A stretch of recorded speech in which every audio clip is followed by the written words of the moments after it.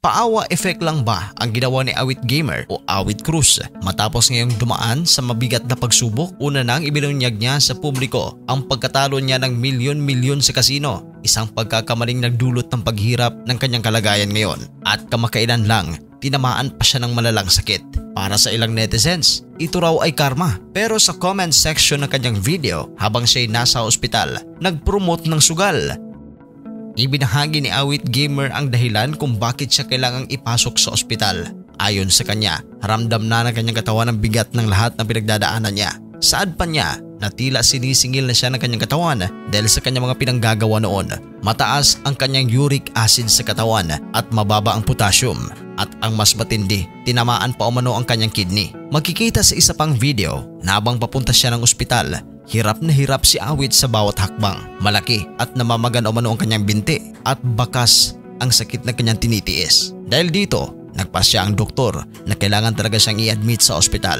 Paalala pa ni Awit sa kanyang mga followers na dapat talagang mag-ingat at hindi abusuhin ang pangangatawan. Ngunit sa kabila ng kanyang kalagayan, may ilan pa ring netizens ang hindi nakapagpigil at nagkomento. Marami ang nagsabi sa kanya na karma na niya ito. Sa halip na magalit, tinanggap ito ni Awit ng may kababaang loob. Ayon sa kanya, kung karma ito, malugod niyang tatanggapin ang karma kasi magsisilbian niya itong aral sa kanya na ingatan ang kalusugan. Dagdag pa niya na ang tunay na karma ay yung walang pamilya, pero ngayon may pamilya pa rin daw siya kaya hindi siya naniniwalang karma ito. Ani Awit, sana hindi ito mararanasan ng kanyang mga tagasunod. Binansagan pa ng netizens na paawa effect lamang ang kanyang ginawa, kung saan mapapanood sa mga videos nito na may mga nakakalungkot na mga background instrumental music. Marami na sana ang naawa kay Awit. Ngunit nang tingnan ng comment section, makikita doon na nagpo-promote ito ng sugal, kaya hindi naniniwala ang mga netizens kay Awit. Imbis na maawa ay marami tuloy ang galit sa kanya. Una na ngang napag-usapan noong July 2025 ang dagok na dumating sa buhay niya.